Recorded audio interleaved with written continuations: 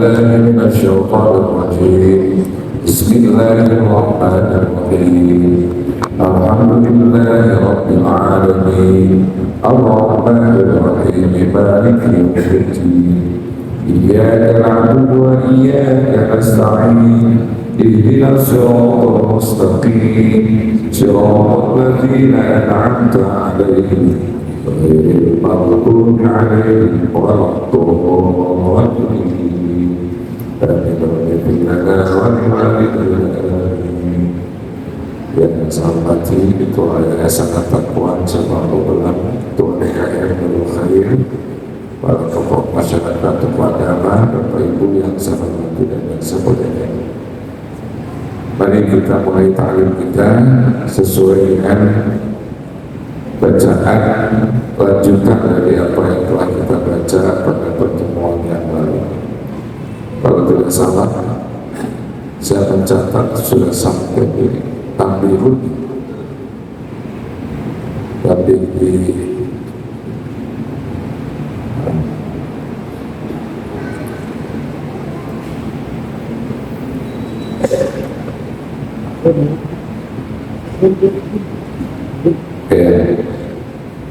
Tambirun mana kan? Oh, ada salah tepat ini. Bismillahirrahmanirrahim. Tanbihun ay hadza tanbihun.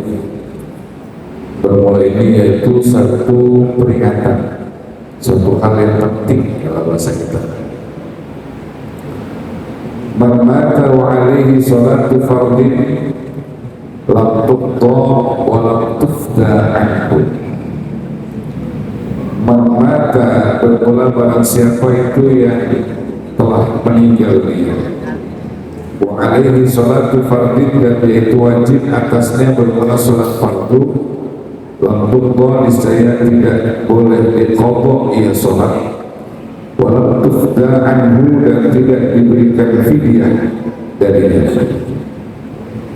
Wa fi qawli annaha tuf'alu anhu aw sawbiha aqla, dan pada qaul yang lain innaha tuf'alu, bahwasanya sholat fardu tuf'alu itu dilakukan anhu darinya, dari seseorang, auso biha amla, berwasiat seseorang itu biha dengannya, dengan sholat amla atau tidak. Hakahul Ubadi, menghikayatkan akan kaul oleh Imam Al-Ubadi An-Syafi'i, dari Imam Syafi'i, di khabarin fihi, karena ada hadis di dalamnya, di dalam kaul tersebut.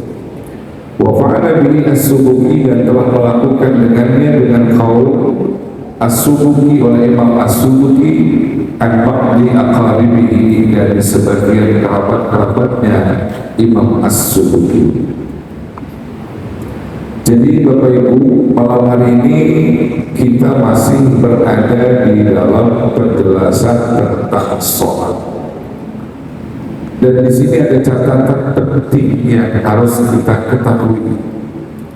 Catatan penting itu adalah yang pertama berupa penjelasan bahwasanya barang siapa yang meninggal dunia dan dia memiliki kewajiban sholat fardu yang ditinggalkannya, lam tuqda wa lam tufda anhu, maka sholat itu tidak boleh diqadha dan tidak boleh dibayarkan fidyahnya.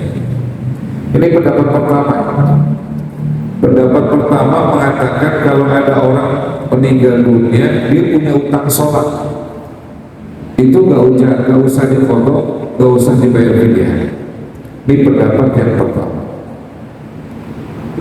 Wa fi qawlin annaha tuf'alu anhu aw sawbiha aqla, dan pada qaul yang lain, pendapat yang lain, bahwasanya orang yang meninggalkan sholat dan dia sudah meninggal dunia, dia boleh mengqadha, dia boleh sholatnya diqadha dan sholatnya boleh dibayarkan fidyahnya. Ini pendapat yang kedua. Baik dia berwasiat atau tidak berwasiat. Hakabul Ubadi An-Syafi'i, pendapat ini dihikayatkan, diceritakan, diriwayatkan, disampaikan oleh Imam Al-Ubadi dari Imam Syafi'i radhiyallahu anhu. Dikhabarin fihi, karena ada hadis di dalamnya, yakni yang dijadikan pedoman oleh Imam Syafi'i radhiyallahu anhu. Wa fa'ala bi as-Subuki an ba'di aqaribihi, dan Imam Subuki itu telah melakukannya.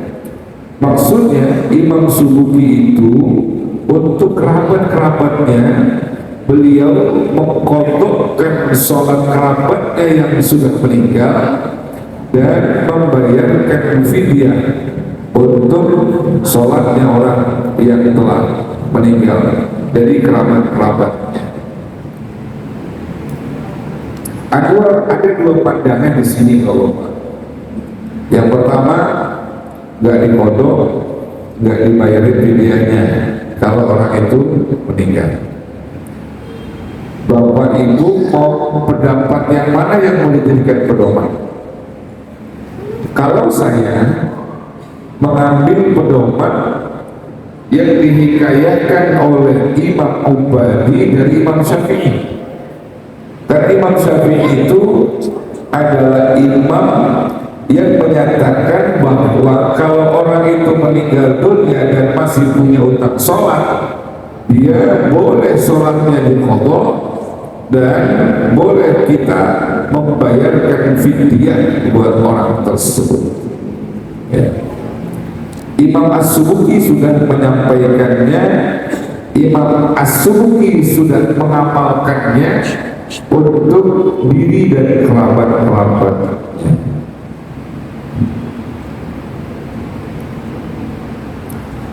Nah, di sini Bapak-bapak,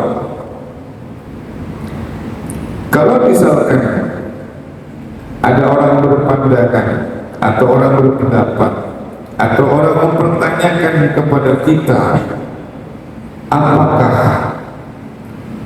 ibadah yang kita lakukan dalam hal ini mengqadha sholat orang yang telah meninggal dunia itu sampai kepadanya. Sayyid pengarang kitab ini, Sayyid Muhammad Ibn Abi Bakar Shafaq, beliau di sini menuliskan bahwa berbicara tentang dalilnya kita bisa menggunakan kaul qadimnya Imam Syafi'i. Jadi Imam Syafi'i itu Pak punya dua kaul, ada kaul qadim, ada kaul jadid. Kaul qadim itu artinya adalah pendapat Imam Syafi'i yang beliau sampaikan ketika beliau masih berada di Baghdad. Dan kaul qadim, kaul jadid adalah pendapat Imam Syafi'i ketika berada di Mesir. Jika memang ada perbedaan pendapat Imam Syafi'i antara qadim dan jadid, yang mana yang harus kita lakukan? Apakah kedua-duanya boleh kita lakukan, ataukah kita memilih salah satunya saja? Buat kita ma'asyiral Syafi'iyah, pengikut madhab Syafi'i, itu diberikan kebebasan untuk memilih. Silahkan mengikuti kaul qadimnya atau silahkan mengikuti kaul jadidnya. Contohnya begini, contoh lain antara kaul qadim dan kaul jadid. Kaul qadimnya Imam Syafi'i itu di dalam sholat saat mau sujud, kaul qadimnya nih, ketika kita mau sujud itu sama seperti yang dilakukan oleh Imam Malik, yakni saat mau sujud tangan duluan jatuh baru dekul. Ini kaul qadim namanya. Tapi kaul jadidnya Imam Syafi'i, kalau mau sujud itu dekulnya dulu jatuhin baru tangan. Yang mana yang kita mau amalkan, silakan kedua-duanya boleh kita jadikan pilihan. Kita mau pakai kaul jadid, mau sujud dekul dulu jatuhin baru tangan. Kita mau pakai kaul qadimnya, tangan dulu jatuhin baru dekulnya, tak apa-apa. Namanya kaul qadim, kaul jadid. Di dalam kaul qadimnya Imam Syafi'i, bahwa orang yang meninggalkan sholat dan meninggal dunia itu boleh diqadha dan boleh dibayarkan fidyahnya.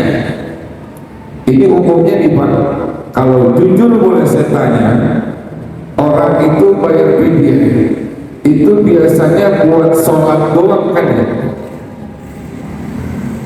Buat puasa doang ya? Buat puasa doang biasanya. Buat sholat malah jarang. Yang ada adalah buat puasa. Padahal boleh kita lakukan juga. Untuk sholat kita bayarkan fidyahnya ketika orang itu sudah meninggal dunia, berangkatnya dari menggunakan kaul qadimnya Imam Syafi'i radhiyallahu anhu. Dan hal semacam ini dikuatkan oleh Imam Al-Muhib At-Tabari. Beliau mengatakan, ini Imam Al-Muhib At-Tabari, yasinul lil mayyiti kullu ibadatin tuf'alu wajibatan aw mandubah. Kata Imam Al-Muhib At-Tabari, sampai kepada orang yang meninggal dunia, semua ibadah yang dilakukan, apakah itu yang wajib atau yang sunnah. Maksudnya apa yang kita lakukan? Kita lakukan itu adalah mengqadha sholatnya. Berarti kan melakukan yang wajib bagi orang yang sudah meninggal dunia, atau yang sunnah seperti mendoakan orang yang sudah meninggal dunia. Menurut Imam Al-Muhib At-Tabari, itu sampai kepada orang yang meninggal dunia tersebut, meskipun itu yang kita berikan adalah bentuk qadha sholatnya si mayit. Ini di Jawa Timur termasuk sering dilakukan oleh para kiai di sana, yakni mereka itu kalau misalkan diundang tahlil, sebelum tahlil itu mengumpulkan santri salah satu di pondok pesantren, kemudian santri itu diberikan tugas, kamu mengqadha sholat dhuhur asarnya si mayitnya ini sekian baris orang, kamu mengqadha sholat maghrib isya'nya si mayitnya sekian orang. Itu dalilnya.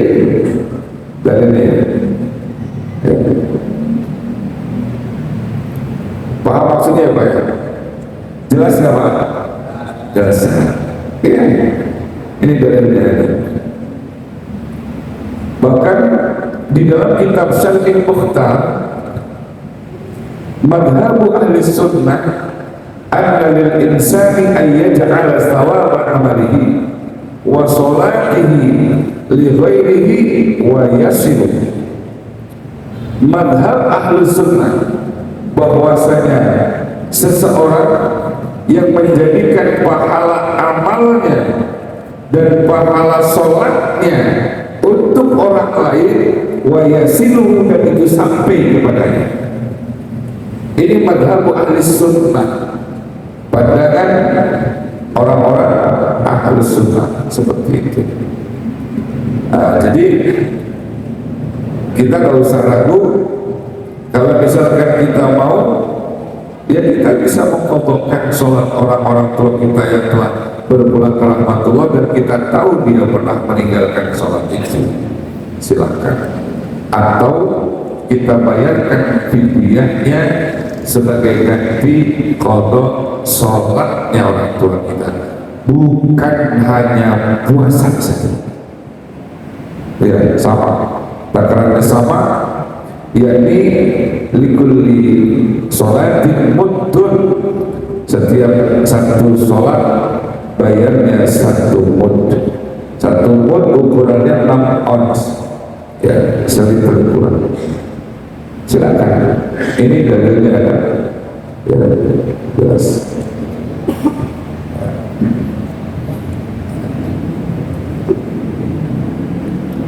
Nah, seputar ini mungkin ada yang mau ditanyakan dulu Pak sebelum saya berlanjut kepada fatwa berikutnya.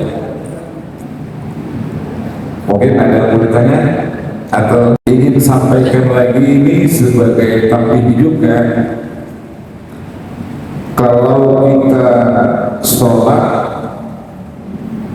dan kita pernah meninggalkan sholat, bukan hanya yang fardu saja yang boleh diqadha, tapi yang sunnah juga boleh diqadha.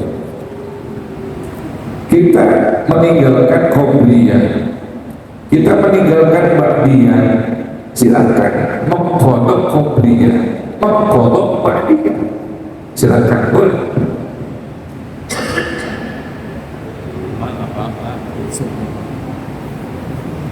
Iya. Pernah mengqadha qobliyah Pak? Kayaknya belum. Atau jangan-jangan memang qobliyahnya juga jarang-jarang. Jadi qobliyah kita qadha silakan, ba'diyah kita qadha silakan. Kalau kita sudah termasuk orang yang rutin melakukan sholat-sholat sunnah, seperti kita sembahyang tahajud rutin, malam itu kita tidak melakukan tahajud, boleh kita mengqadha sholat tahajud yang semalam yang kita belum kerjain, boleh. Termasuk sholat duha, sholat apa ya, qadha silakan, silakan. Kalau memang kita pernah meninggalkan, baik wajib maupun sunnah. Ya.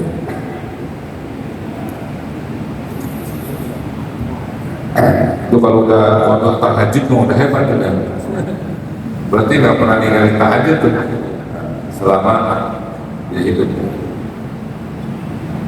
Begitu. Wa yu'maru dzu siban zakaron wa unsa mumayyizun bi ansara ya'kulu wa yashrabu wa yastanji wahdan ayajibu ala kullin min abawayhi wa in ala thumma al-wasi wa ala maliki raqiqi ayyamurahu biha ay as-salat walau qada'an wa bi jami'i syurutiha li sab'in ay ba'da sab'in min as-sinin ay inda tamamiha wa in mayyaza qabla. Dan yu'maru zusiban, orang yang memiliki anak kecil diperintahkan zakaran wa unsa, baik anak kecilnya itu laki-laki maupun perempuan, mumayyizun yang sudah tamyiz. Tamyiz itu artinya yang udah cerdik. Gambarannya bi ayyakula, bi ansara yakula. Ini babnya namanya litaswir, untuk memberikan satu gambaran seperti ini. Bi ansara yakulu, bi ansara yakulu wa yashrab. Gambarannya dengan arti bahwa dia menjadi seseorang yang makan dan minum, wa yastanji wahdah, dan bisa beristinja dengan sendirinya. Ayajibu ala kulli min abawayhi, artinya wajib pada setiap dari kedua orang tuanya, wa in ala, sekalipun ke atas, sumal wasi, kemudian orang yang diberikan wasiat, wa ala maliki raqib, dan atas orang yang memiliki budak diperintahkan apa? Ayyamurahu biha, untuk memerintahkan anak kecil tersebut dengannya, artinya dengan melakukan sholat asar, walau qadaan, dan sekalipun itu sholat qada. Nah, jadi ini kita yang punya anak kecil. Anak kecil di sini maksudnya adalah yang mumayyiz. Yang mumayyiz itu artinya orang bocah yang udah cerdik, bisa membedakan mana tangan kanan, mana tangan kiri, makan bisa sendiri, minum bisa sendiri, istinja sendiri. Dia ini belum balik belum. Kita ini punya kewajiban untuk memerintahkan anak kita. Apakah kita sebagai orang tua, sebagai seorang wasi, atau sebagai pemilik budak? Untuk apa kita perintahkan dia untuk melakukan sholat meskipun tidak punya kewajiban, belum punya kewajiban, tetap kita perintahkan untuk mengqadha sholat. Tadi bangun jam berapa deh? Bangun jam 7, Pak. Berarti kamu tadi nggak sholat subuh? Enggak, ayo qadha sholat subuh. Itu perintah. Siapa yang melakukannya? Harusnya kita, orang tua. Atau kita nggak ada wali alat yang lebih tinggi dari kita. Yang lebih tinggi dari kita berarti kakek kita, engkau kita, bapak kita, berarti engkaunya dia. Atau orang yang diberikan wasiat, orang yang diberikan pesan. Dalam hal ini bisa jadi orang tuanya nggak ada, kemudian dia punya qayyim, yang ngurus, yang dipesankan untuk memberikan pendidikan sholat pada dia. Dia punya kewajiban untuk itu kewajiban tidak berhenti, kewajiban tidak pernah berhenti selama memang masih ada orang-orang yang ditugaskan untuk melakukannya. Ya, ini tugas kita bersama. Karena itu Bapak, ada bahasa wa'in ala dalam kitab ini, orang yang lebih tinggi dari kita, berarti ada bapak kita. Kalau kita orang yang memang tidak sanggup mendidik anak kita, maka turun kewajiban itu kepada bapak kita. Dia nanti yang memberikan pendidikan. Ini sangat erat kaitannya dengan masalah nafkah. Sangat erat. Orang tua itu berkewajiban memberikan nafkah untuk anaknya. Kalau orang tuanya punya kemampuan memberikan nafkah untuk anaknya. Jika orang tuanya sudah semakin tua, semakin sepuh, dan tidak lagi produktif, dia juga harus makan. Dan siapakah yang wajib memberikan nafkah untuk orang tua? Kewajiban itu turun kepada anak. Anak itu punya kewajiban memberikan nafkah terhadap orang tuanya ketika orang tuanya sudah tidak produktif lagi. Ya. Anak yang mana? Anak laki. Anak yang mana? Juga anak perempuan. Kalau memang dia tidak punya anak laki-laki.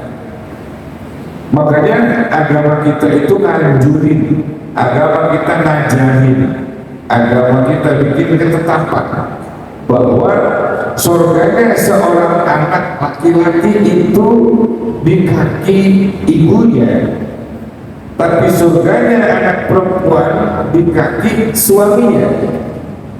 Di kaki suaminya. Ini maknanya apa? Maknanya bahwa ketika ada orang tua yang tidak lagi produktif, butuh makan, butuh ekonomi, maka yang menentukan dan berkewajiban untuk memberikan nafkah terhadap orang tua adalah anaknya, anak laki-laki. Istri berarti nomor 2. Kadang-kadang ibu-ibu nggak boleh terima ya. Ya udah kalau begitu suruh tidur aja mau banyak. Nah, kok begitu jawabannya? Istri itu surganya di kaki laki, suami anak laki-laki surganya di ibunya. Nah, kalau misalkan ada istri ngambek, ya kalau belanja buat nyanya, belanja buat bapaknya, udah sono suruh tidur bapaknya. jangan tidur sama gua. Kalau saya jadi anak laki digituin sama ini, buat tidur sama emak gua emang apa? Lu gua nggak bagi duit. Iya. Kenapa? Sebetulnya bukan persoalan duitnya loh. Berbaktinya seorang istri terhadap suami itu kunci surganya. Nggak boleh dia punya pandangan begitu. Begitupun seorang suami, kata kunci surganya adalah di ibunya, di orang tuanya. Dia juga harus memprioritaskan itu. Itu. Ya kalau ibu-ibu kita sih di sini, istri bapak-bapak kagak ada yang begitu, nggak ada.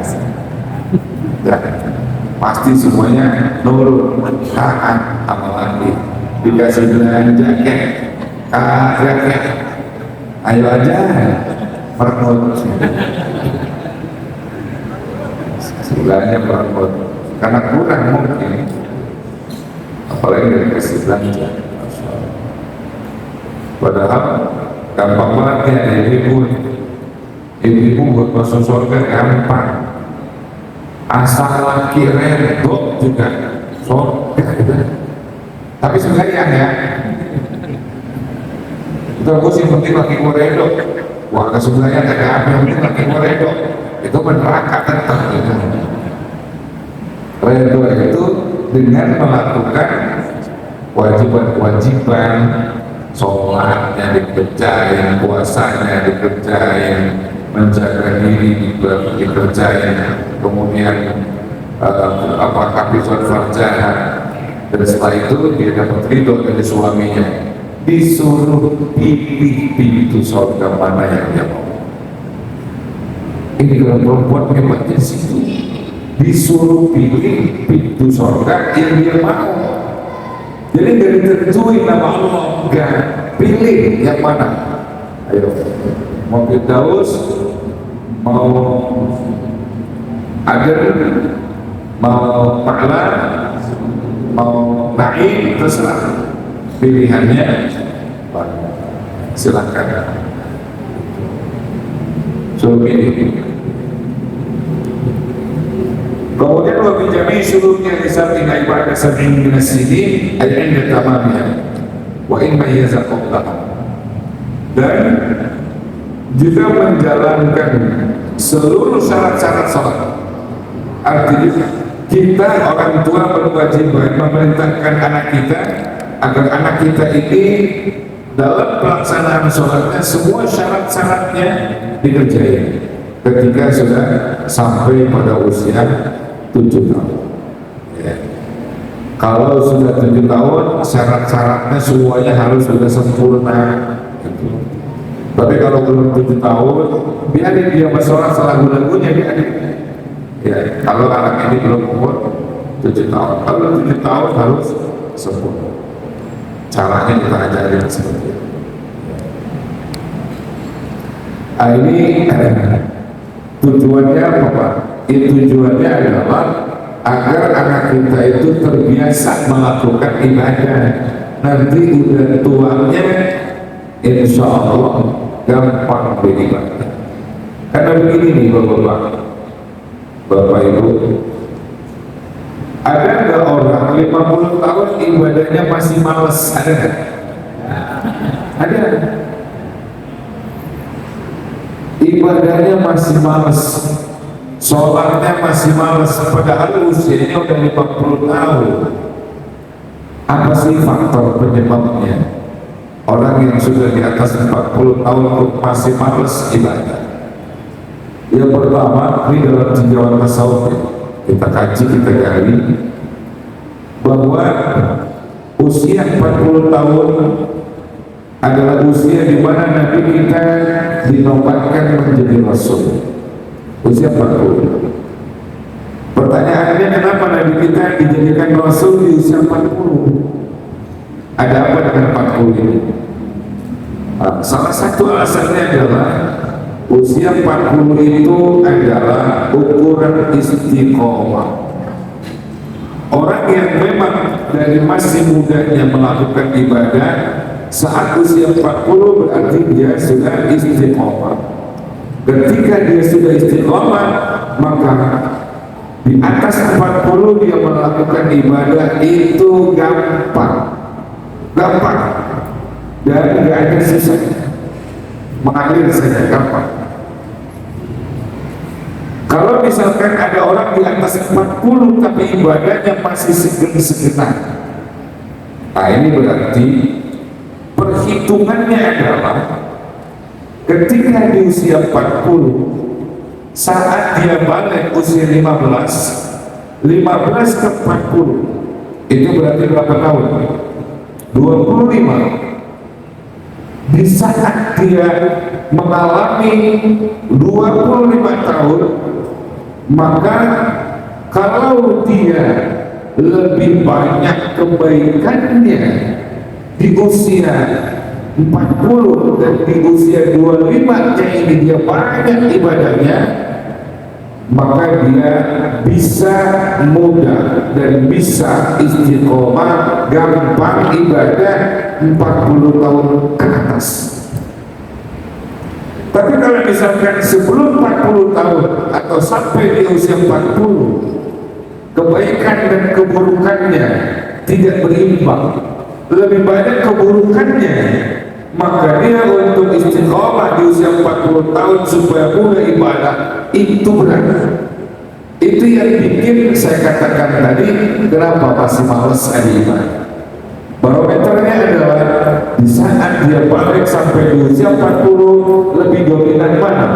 Kebaikannya apa keburukannya? Itu ukurannya di situ.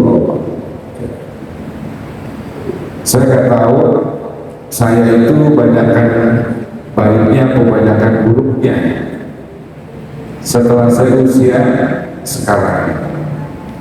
Bapak-bapak juga sebetulnya bisa merasakan kayaknya di usia yang sekarang lebih dominan kebaikannya daripada keburukannya, dengan rasa buat ibadah gampang,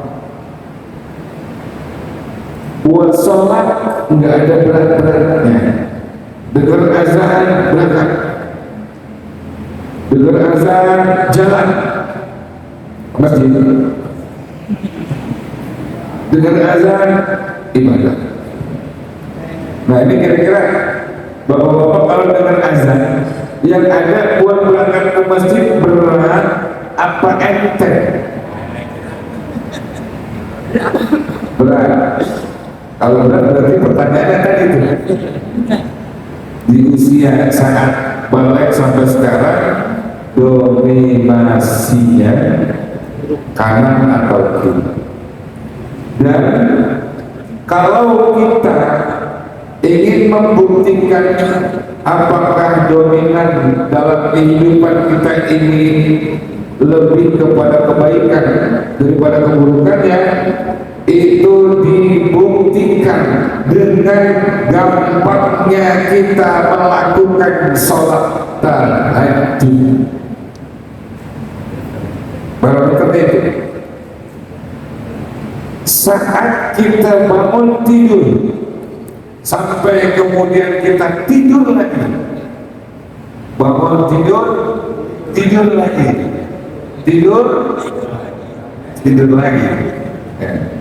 Saat kita bangun tidur sampai dengan kita tidur lagi, di saat itu kita mohon kepada Allah, ya Allah bangunkan saya jam 3 agar saya bisa tahajud.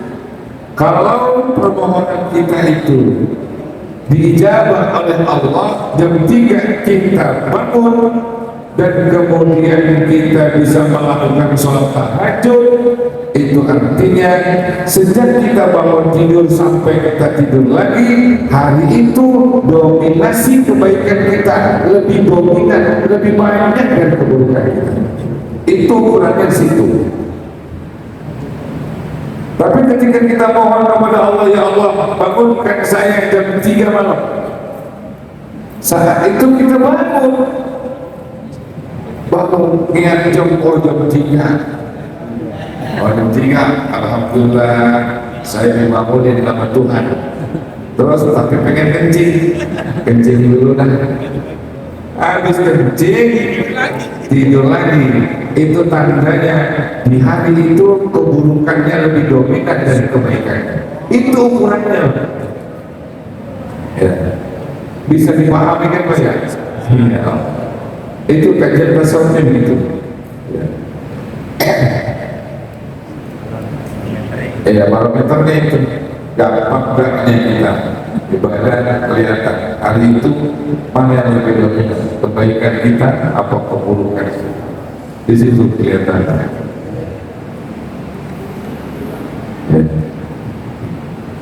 Ada yang mungkin standar-standar aja ada, ya tahajud sih 2 kali perempuan, bos yang penting qobliyah aja bapak ya itu kerjanya. Qobliyah juga mengambilnya yang diskon 50%, bagiannya juga yang diskon 50%. Lalu ada yang diskon 50%. Pak, semua sholat itu ada qobliyahnya. Semua sholat wajib ada qobliyahnya. Semua. Nanti tinggal kita klasifikasikan. Qobliyah itu ada yang mu'akkad, ada yang ghairu mu'akkad. Yang ghairu mu'akkad itu qobliyah maghrib doang. Qobliyah maghrib 2 rakaat itu ghairu mu'akkad. Selebihnya itu ada mu'akkad dan ada ghairu mu'akkad. Qobliyah Isya termasuk ghairu mu'akkad ya, sama dia sama Fadlu Qobliyah Isya. Tapi Ba'diyah Isya 4 rakaat itu 2 rakaatnya mu'akkadah, 2 rakaatnya ghairu mu'akkadah. Kita ini kadang-kadang ngambilnya yang mu'akkadah doang. Ya, Ba'diyah Isya kita lakukan yang mu'akkadah doang 2 rakaat. Nggak apa-apa, udah bagus daripada yang tidak melakukan Ba'diyah. Ya, apa-apa bagus. Cuma saya kasih tahu 4 bukan 2. Asal qobliyahnya 4 bukan 2. Ba'diyah asar nggak ada. Qobliyah dhuhur 4 bukan 2. Qobliyah ba'diyah dhuhur 4 bukan 2. Dan lain 4. Kalau ba'diyah asar nggak ada. Kalau ada yang bertanya, bolehkah kita melakukan sholat qadha di waktu habis asar? Boleh. Meskipun itu kita mengqadha qobliyah asar. Contoh, kita sholat asar masuk sebelum masjid, imam udah takbir, kan kita nggak ngelakuin qobliyah asar, masuk kita sholat asar, salam, imam selesai. Habis sholat asar boleh Pak kita qadha qobliyah asar, boleh. Sama habis subuh. Habis subuh boleh nggak kita qadha qobliyah subuh? Boleh. Nah ini hal baru, bukan hal baru, ini dari dulu udah ada. Karena kalau kita bicara tentang konteks ilmu fikihnya, sholat itu ada yang ada sebab, ada yang tidak ada sebab. Ada yang sebabnya mutaqaddim, ada yang sebabnya mutaakhir. Sholat itu sholat yang ada sebab, sebabnya adalah mutaqaddiman, yang terdahulu. Tidak lagi kita melihat waktunya kapan kita melakukannya, itu boleh. Contohnya sebabnya mutaakhir, mutaqaddiman, sebabnya terdahulu. Sebelum kita sholat jenazah harus ada yang mati dulu, ya kan? Sebelum kita sholat mayit, kita harus membuktikan ada yang mati dulu. Kalau udah ada yang mati, waya apa disembayangin, itu berarti sebabnya mutaqaddim namanya. Ketika dia habis asar disembayangin, bolehkah kita sembahyang mayit habis asar? Boleh, karena sebabnya mutaqaddim namanya. Ada sebab. Begitupun kalau kita misalkan ketinggalan atau kita tidak melakukan qabliyah asar, ada sebab itu kita melakukan qabliyah asar. Ada sebab. Ya walaupun sudah, silakan lakukan qabliyah asar habis sholat asar. Ada sebab. Atau sebab masuk masjid. Sebab masuk masjid namanya itu sebabnya mutaakhir. Masuk ke masjid baru ada sebab, itu namanya mutaakhir. Silakan kita lakukan sholat qabliyah tahiyatul masjid habis asar, nggak apa-apa. Ada sebab masuk masjid. Uraiannya lebih luas lagi. Gitu. Yang tidak ada sebab, ini yang tidak ada sebab baru nggak boleh. Contohnya, sholat nafil mutlak, sholat sunnah mutlak, itu nggak ada sebab. Kita lagi duduk di sini, kemudian kita pengen sembahyang nafil mutlak. Nafil mutlak itu artinya sholat sunnah mutlak, kagak ada sebutan apa-apa. Usolli raka'ataini lillahi ta'ala, Allahu akbar. Namanya nafil mutlak. Yang begini nih karena nggak bisa asar, nggak ada sebab itu. Paham dong saya? Ya gitu. Nafil mutlak. Dan ada sembahyang nafil mutlak itu aturannya 2 minimal, tapi boleh jadi 1. Yang tadinya qabliyah kemudian bisa jadi nafil mutlak, itu boleh kita lakukan juga. Kasusnya seperti apa? Contohnya begini, kita masuk ke masjid, orang lagi pada sembahyang sunnah, sunnahnya sunnah qabliyah, kita usollinya belakangan. Orang udah rakaat kedua, kita baru usolli, Allahu akbar. Saat itu teman kita yang lain sudah 2 rakaat, tinggal kita masih di rakaat pertama. Karena mayoritas sudah selesai melakukan sholat sunnah qabliyah, tinggal 1 orang, dan itu adalah kita. Itu sih mungkin orang yang qomat langsung qomat, Allahu akbar, la ilaha illallah. Kita masih sembahyang di rakaat pertama. Nah, ini bagaimana sikap kita? Apakah bodoh amatan, qomat gue terusin aja dulu biar dapat 2 rakaat? Nah, ini ketahuan benar di sini. Kalau yang ngaji ketika memang dia sedang berdiri melakukan sholat sunnah qabliyah dan dia belum selesai rakaat pertama, ada yang qomat, maka selesaikan saja langsung 1 rakaat, langsung salam. Awas jangan orang geblek ya. Kalau orang geblek itu orang kalau jalan jangan cuma segini gelek-gelek. Ini nggak benar.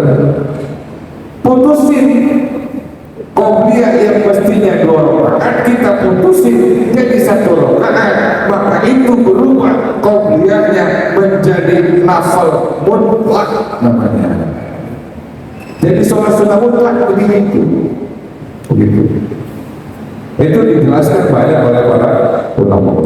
Nanti di sini juga ada penjelasan seperti itu.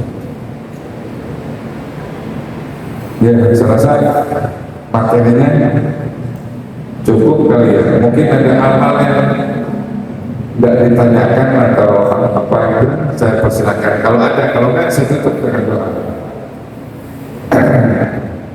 Pada paham semua ya. Alhamdulillah kalau udah paham semua. Ya. Tukang obat ini mohon maaf, kata Nabi, man azzana fahuwa yukim. Awas, man azzana fahuwa yukim. Siapa yang azan, dia yang komat. Kadang-kadang si azan yang azan siapa, yang komat siapa. Ini tidak sesuai dengan hadis Nabi, meskipun tidak wajib ya. Man azzana fahuwa yukim. Siapa yang azan, dia yang komat. Kalau azan itu waktunya yang menentukan adalah muazzin. Awas, yang azan itu yang menentukan adalah muazzin. Dia punya catatan jadwal jam berapa dia harus azan. Tapi kalau komat, yang menentukan adalah imam, bukan muazzin. Artinya kalau misalkan kita orang yang azan, maka kapan kita qomat? Lihat orang yang biasa jadi imam udah siap apa belum? Nunggu kabar-kabar orang yang biasa jadi imam dan qomat, baru qomat. Begitu. Ini fikihnya begitu Pak.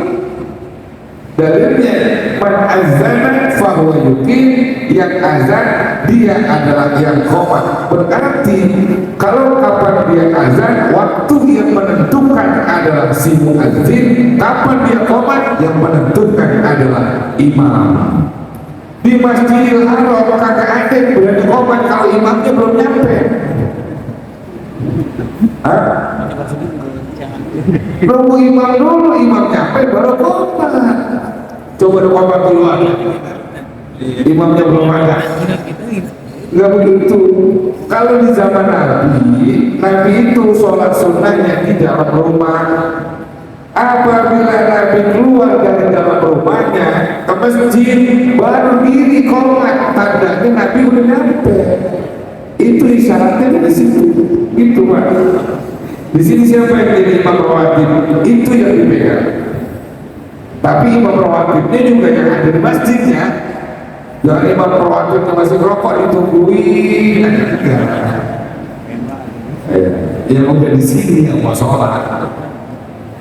Ya, lu imamnya masih di depan masih rokok. Lu kata bahasa ngomong masih imamnya yang di sini.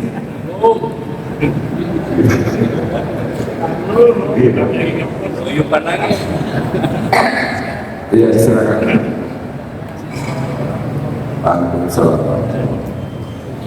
Yang azan ini kadang-kadang anak-anak di Cina di musola.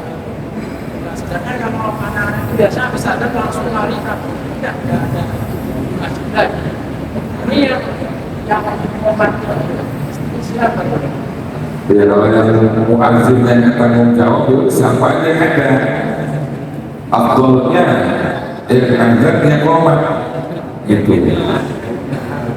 Dan bila anak kecil itu kalau dia azan, dia sudah harus bersuci, harus dalam keadaan suci, karena makruh hukumnya azan dia tidak bersuci.